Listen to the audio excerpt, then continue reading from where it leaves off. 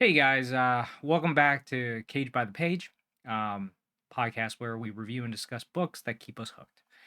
I'm your host, David. I am joined by nobody today. It's just me, just good old me. But I did just finish a book, and I felt like recording, so why not? Today, we're gonna embark on an immersive exploration of the profound nonfiction work by Robert Allen Monroe. I don't know if you guys have ever heard of Robert Monroe. Maybe you've seen a Y Files episode about it. Love the Y Files. And if you haven't seen Y Files, they're a YouTube channel. Everybody should check out. so, I read his first book, um, Journeys Out of the Body, but it's been like maybe half a year to a year. So I'm not going to be able to remember everything from the first book, but primarily I'm going to discuss Far Journeys, which is his second book. It's in a trilogy, and then it's Ultimate Journeys to cap it off. But I haven't gotten to that one yet. So I just finished Far Journeys today, and yeah, I was just really intrigued by it. I was definitely hooked. As the premise goes. So I'm hoping to kind of talk a little bit about Monroe in the video, and go into the book a little bit, especially a specific segment of I think the story. Now it's a nonfiction book, okay, but you're not gonna feel like it's a nonfiction book because it's very out of this world, let's just say. So this is a video for people that are into expanding their consciousness, understanding what consciousness is and how it kind of is a force that permeates through everything. So, if that topic isn't very compelling to you, the book is definitely not going to hit you. It's definitely not going to connect with you. You're going to feel like it's a Star Trek sci-fi, um, even though it's written like a nonfiction, just not for you. You won't believe it, unfortunately. In my opinion, I tend to keep an open mind. Let's just say that. So let me just go into about a little bit about Robert Monroe. So Robert Monroe was born 30th of October in 1915. He transcended the realm of being just like a mere American radio broadcasting executive. He is renowned for popularizing the term out of body experience. His groundbreaking 1971 book, Journeys Out of the Body, Monroe's legacy extends far beyond just the literary realm. He laid the foundation for the Monroe Institute, which is located in Virginia even to this day. It's a type of sanctuary dedicated to profound exploration of consciousness and introduced the revolutionary Hemisync technique designed to unlock the untapped potential of the human brain, which is awesome. That's all. I love that. I'm all about that. The narrative of Monroe's life unfolds against a backdrop of resilience and diversity. He's overcome challenges at Ohio State University to contributing to World War II with the creation of a flight simulator prototype. Each chapter of his life shaped the visionary thinker. The year 1953 marked the founding of RAM Enterprises, a pivotal moment in Monroe's professional journey.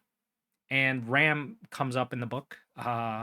It's kind of a nickname for him, I guess, in the book. So that's kind of interesting. Just to, you know, that he kind of used the nickname that he got from his exploratory work within consciousness. So the turning point came in 1958 when Monroe, in a daring experiment with sleep learning, experienced his inaugural out-of-body encounter. This event set the stage for subsequent literary masterpieces, including Far Journeys, which is the book we're going to discuss today, and Ultimate Journey, which came out in 1994, and a year later, Robert Monroe passed away in 1995. So he's no longer with us, sadly, but he would have been quite old if he had been with us to this day. So, um, so the Monroe Institute was born out of RAM Enterprises and underwent a metamorphosis. They relocated to Virginia in 1962 and adopted the name Interstate Industries Inc. in 1985. The organization transitioned itself to a nonprofit entity the same year, with a renewed focus on the profound exploration of human consciousness. While Monroe uh, Products, the corporate successor, retained its private status, the legacy of Monroe continued to thrive. Central to Monroe's enduring legacy is the Hemisync technique, which he patented in 1975. It's a groundbreaking approach that synchronizes the brain hemispheres, purporting to induce altered states of consciousness with diverse applications. From relaxation and sleep induction to aiding learning and memory. Scientific studies and recognition validate Monroe's contributions. The US military sending officers to the Monroe Institute for out of body experience training. So yeah, and the Y Files does a great job of covering that. If you're interested in learning a little bit more about the CIA aspect of what happened at the Monroe Institute. I mean, as far as I can tell, basically a big brass CIA dude came in with some of his officers, was like, we want to take the class, the courses, see if we can bend spoons with our minds, things like that. And yes, that is actually a class at the Monroe Institute. So, if you want to kind of learn that, maybe take a trip down to Virginia. And yeah, basically they underwent the Hemisync stuff, which is binaural beats. You have a frequency in one ear and another frequency in another, and it creates a frequency that your brain creates. See, so the two frequencies are not the frequency your brain is creating. It's kind of like, So for example, you got I think what is it, 3 hertz and 5 hertz, and then your brain makes a 4, something like that. I'm not being very technical about it, and I'm probably wrong. So yeah, watch the Y Files episode. But basically, they go in there, they do the meditations, they do the hemisyncs, they record their experiences, and they write a report. The CIA guy specifically, the big cheese. And he basically says, yeah, it's real. Not only that, it completely changes the foundation of life as we know it.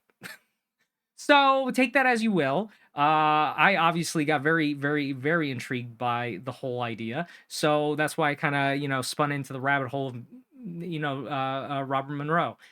I definitely do think you should. I'll link in the description to that episode of the Y Files. So you can go from there.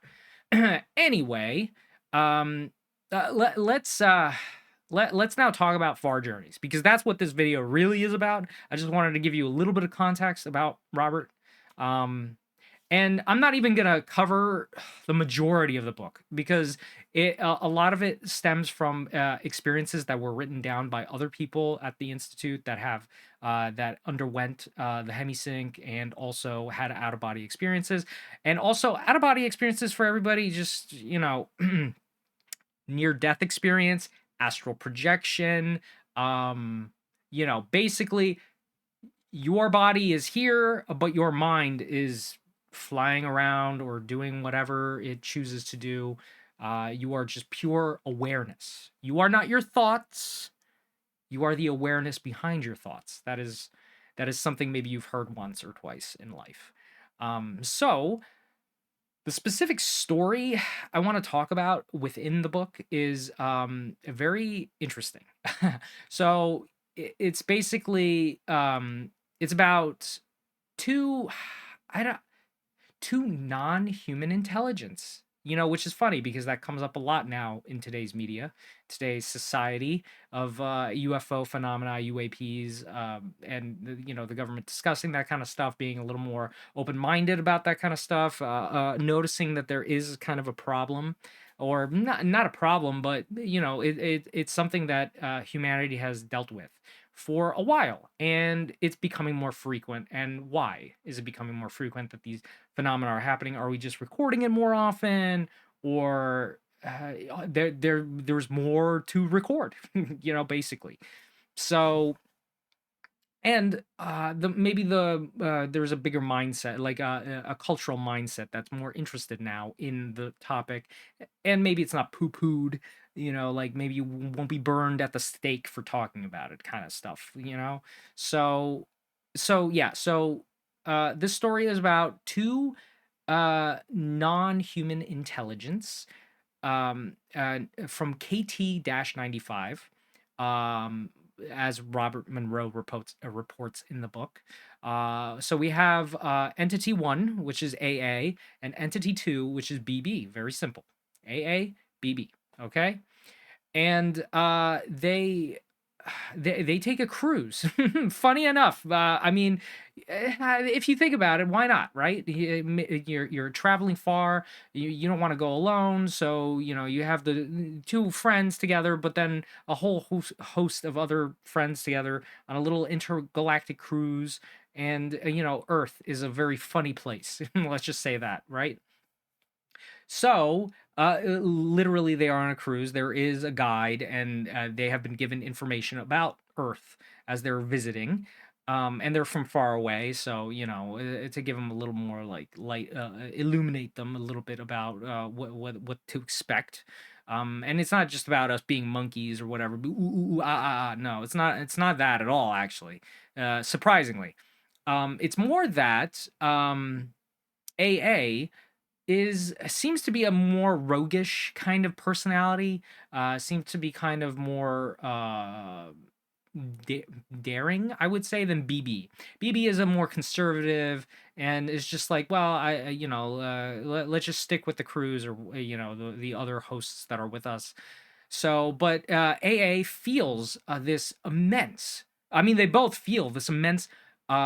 In the book, it's radiation, but it's not like an isotope radiation, like, ooh, we're being irradiated by the Earth. No, no, no. It's like our emotions, our thoughts, of all humans and life on Earth, especially humans, because we are the more complicated, I guess, creatures on the planet. I mean, obviously, maybe there are whales and deep sea creatures that also have complex thoughts that we're just learning about. But aside from that, humanity is at the very top layer of the crust, so very easy to just blot out all the rest, right? With all our stupid thoughts and feelings, specifically feelings, because feelings is very important in this story, surprisingly.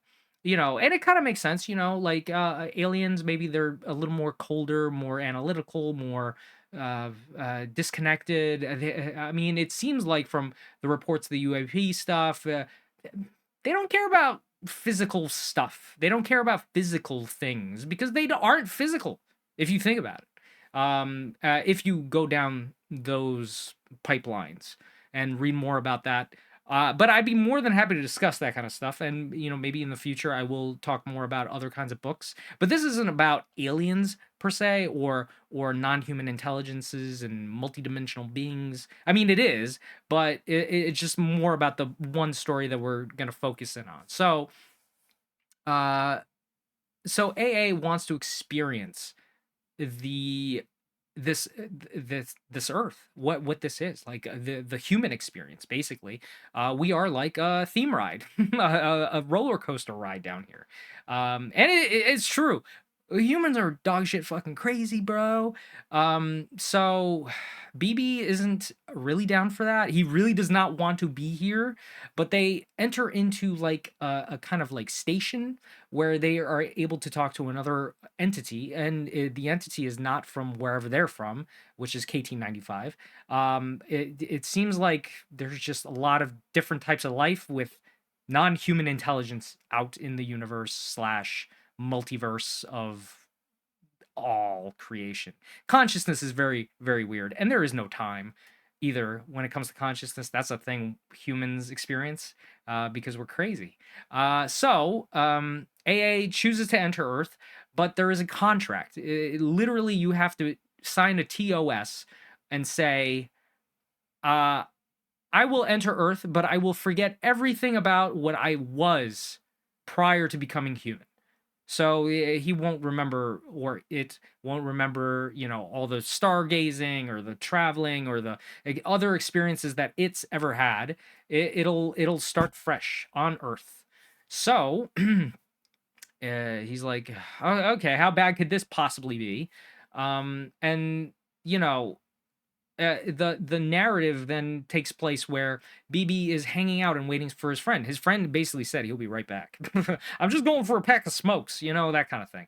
But it ends up being a lot longer than that. So the first time he comes back out of the human experience, it was a 45-year life as a man. And he had died basically, and so he was able to float back up. And there's like different rings and strata of the human experience here on Earth, where a part are stuck, obviously, like ghosts, okay, are stuck on Earth, kind of reliving a traumatic emotional event, and they can't let go, right? And then above that, you do have people kind of that are more maybe religious and kind of create their kind of own heavenly gates. These things are constructs in consciousness. They're take that for what you will. I'm not going to go into a religious debate with anybody. I'm just talking about a book that I'm really fascinated with. So these entities, the consciousness, this non-human consciousness is able, and it seems to be the dominant theory out there, that it's nonverbal, psychic, basically. Let's just say that, where they can impart experience and thoughts and feelings in seconds, without having to write a novel, which we all have to fucking do, right? So he imparts his experience kind of to his friend, but it's confusing. I mean, they've never experienced anything like human before. So, AA kind of gets trapped in that he needs more. He needs more of this human experience. He can't just let go of 45 years. What is 45 years? It's nothing. I died too soon, So he's like, I'm going back in, baby. Oh, baby.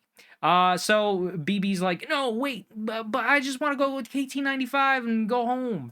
And it's also kind of funny because this waiting station that BB is, hanging out in and waiting for, there's another entity there that kind of took on the mantle of being like a processor, and basically like, well, you go left or you go right. Left, you don't want to go there. I have no idea what actually happens if you go left of this place, but on the right, you do the terms and conditions and you become human, and you get born and all of that.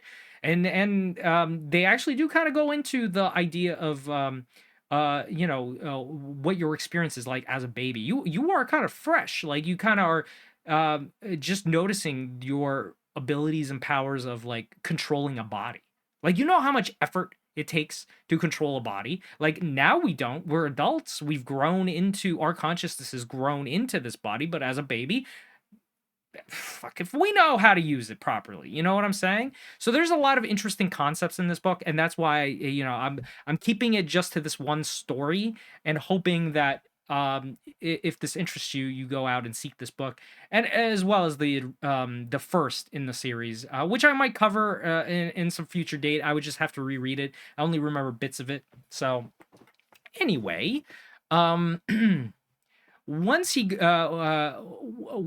back, BB is again patiently waiting. He's kind of talking with this station manager, who decided to become a station manager. He nobody put him in that position. It's just like he had gone through the Earth experience a few times, and we all sort of do. If you believe in reincarnation, that's what we're talking about. Okay, so he basically says like it's addicting. Once you feel what time is and how limited it is and how much you can't accomplish in the time that you are there, then you want to go back for a repeat. You want to be another thing, man, woman, you dog. You could be anything, really. Reincarnation kind of, look into the texts, okay? So while BB is waiting, Robert Monroe, he meets BB. Now, at this point, Robert has been speaking with non-human intelligences known as inspecs. Now, they seem to be at a higher consciousness level. They could be maybe considered even angels, but they are not really assigned to humanity. It's not a humanity thing. It's more like an interdimensional galaxy thing. I mean, guys, if you understand the term infinity in any essence of what that could possibly mean, infinity, okay? Think about infinity. It's impossible to explain. Okay, so let's just say it's kind of hard to pinpoint exactly what these non-human intelligences um, are, but they are above whatever BB and AA are. So anyway, they have been kind of guiding Robert in the book a little bit, kind of giving him tests, simulations, repeating certain things like him flying a plane and what choices he makes during that plane ride to make a meeting. Does he jump out of the plane? Does he crash land the plane into like a field of cars? Does he crash land onto what is it called? Onto a building rather than, what was the right option? There is a right option, I guess. But yeah, they've been testing him and putting him through those kinds of simulations. So that is something that, again, check the book for more. But now they decided to test him, I guess, a little bit with AA and BB's story. So he's with BB now, and he's kind of talking with BB or communicating. It's not talking. There is no talking. There is no mouth movement. It's again psychic. Okay, let's just go with that. So BB obviously is worried about his friend. She just wants to go back home. Robert understands, but he is a human, so he also understands what's going on with AA.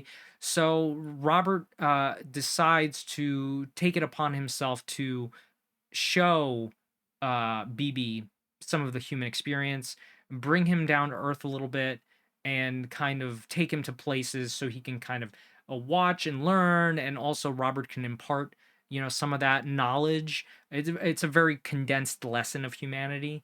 BB's kind of he doesn't want to be a part of the human experience, so he definitely doesn't want to go into a body, but or like I mean, okay, anyway, my point is it's a kaleidoscope, okay, of emotions and experiences, and it's simply put, at first they have to experience survival. What that means, a man killing a deer in the forest and using that hide for sustenance, taking it back to his family, feeding them. All of this is kind of like shown to BB as an explanation, but BB obviously doesn't need clothes or feel cold or need any of those things. All these games, all these systems that humanity has in front of it to kind of play with, I guess.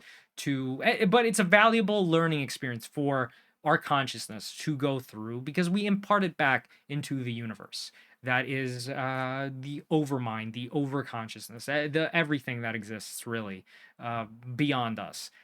We produce a lot of fun information for our creators that we are all a part of. So, yeah, he experiences both positive and negative things on the planet with Robert. He sees people struggling with addiction. He sees people fighting. He even goes back to CAA be reincarnated as a soldier. It seemed like maybe a Roman warrior, back in the BCs, and basically getting killed. And even though A is there and tries to bring him out and snap him out of it, A is like, no, I gotta go back. I gotta go back. I gotta stab people with my spear. I need more. I need more. It's an experience. It's a human experience that it would be surprising to feel. I guess, but it's something that people do feel. So, you know, it it shocks BB to the core. He also takes him to a friend of his, Charlie, who seems to not see BB. I believe that Charlie. I'm not sure if he's either dead. I think he's dead, and maybe this was a person that was more mentioned in the first book. I don't quite remember. Like I said, it's been a while, but but Charlie is aware of BB and Robert, talking about BB and kind of understanding that BB is there, but he can't see him for now.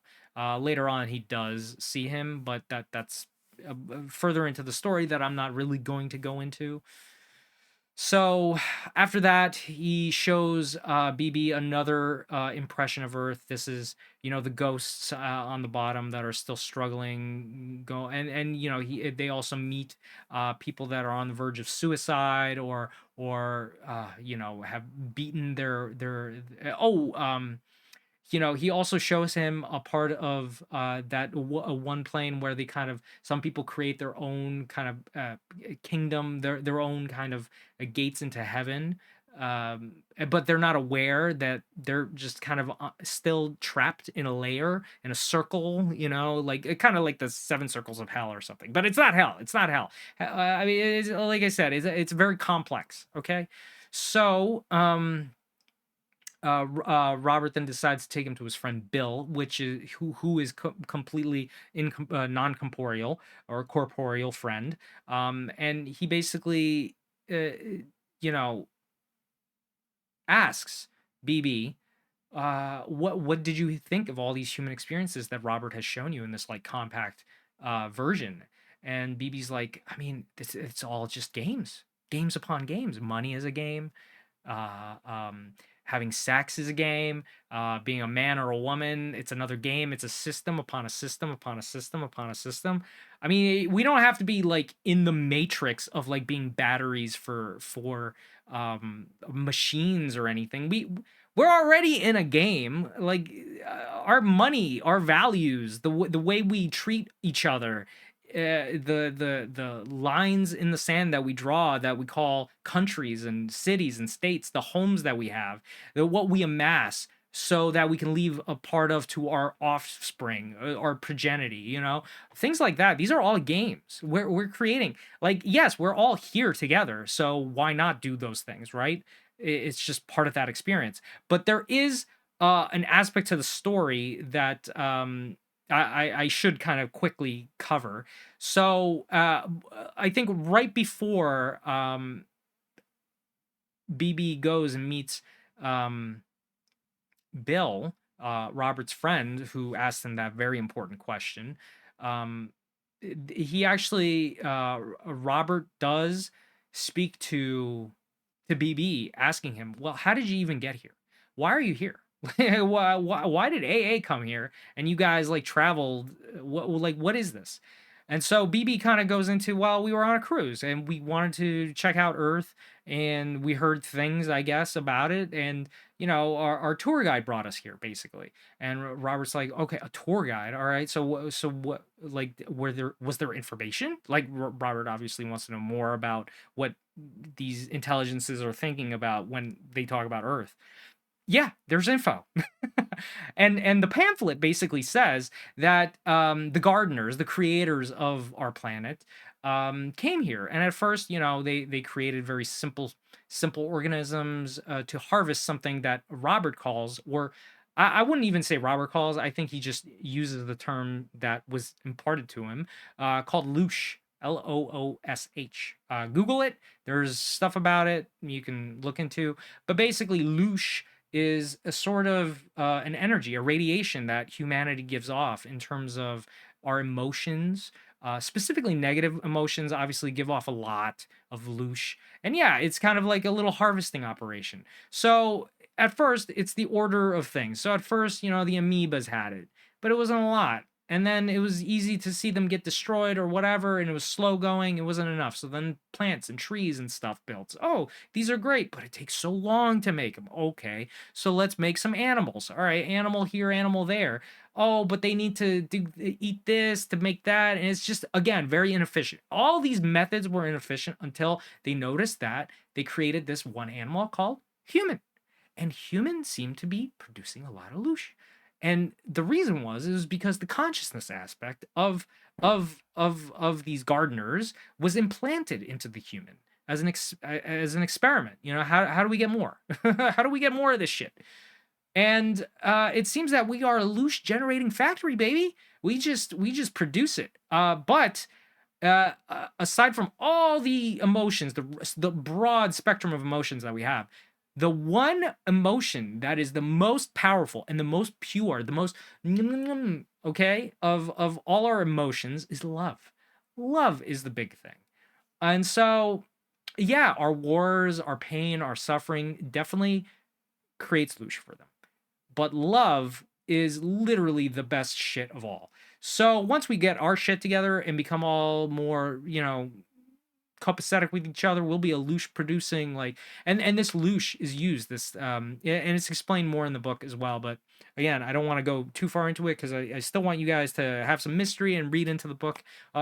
And basically it's used by I wouldn't call God, but another layer of this thing called consciousness that creates all of reality.